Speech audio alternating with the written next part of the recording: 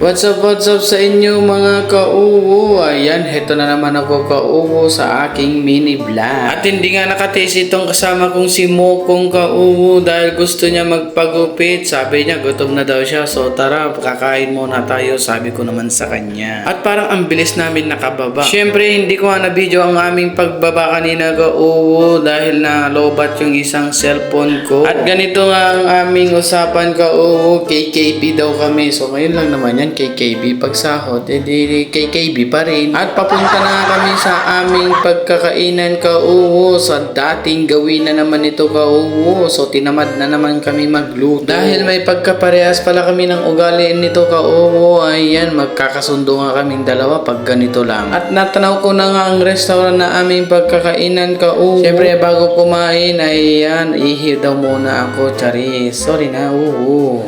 At pumasok na kami dyan ka-uwo para mag-order ng aming kakainin. So hindi namin alam kung ano pang kakainin namin. Siyempre ako naman nag-order na ako agad ka-uwo ng parata. Nilapag ko muna ang camera ko dyan ka-uwo sa may upuan dahil wala nga yung cameraman natin. Mukhang nagtatampo ata. Sorry na. At ito na nga yung parata ka-uwo. Ayan, excited na ako kumain. Ang sarap-sarap man naman. Pinalitan ko pala ng biryani yung parata ka-uwo. So binalik ko nga yung naunang order ko. So natawa na lang itong si Mokong na yan. Natawa sa ano ko. Siyempre, binalik ko yung parata at nagbiryani na lang kaming dalawa. Siyempre, ayan, ilalagay ko na nga yung chicken biryani sa platos dahil siyempre, gutom na ako niya. Kasi pag parata tapos with manok, magkano na yun? 14 plus tubig. So, ang ginawa ko ayan, nag-order na ako ng chicken biryani. Ganon din ang presyo. Kung magpaparata ka, ayan, mag-chicken biryani ka na lang para isang gastos. Marami ka pang makain. Kaya hindi na ako nagda-diet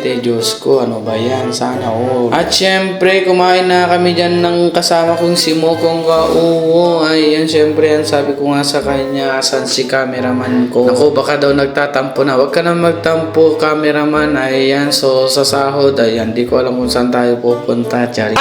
After nga namin kumain ka-uwo, ayan, tapos na nga ako kumain at ang nahuli pa ay si Mokong na to. Ang tagal niya kumain At hanggang dyan na lang ang aking kwento ka-uwo. Ayan, kita-kits tayo ulit sa aking sunod na video. Sorry na. Ayan, tinake out ko pala yung hita. Bye! So, take out natin to.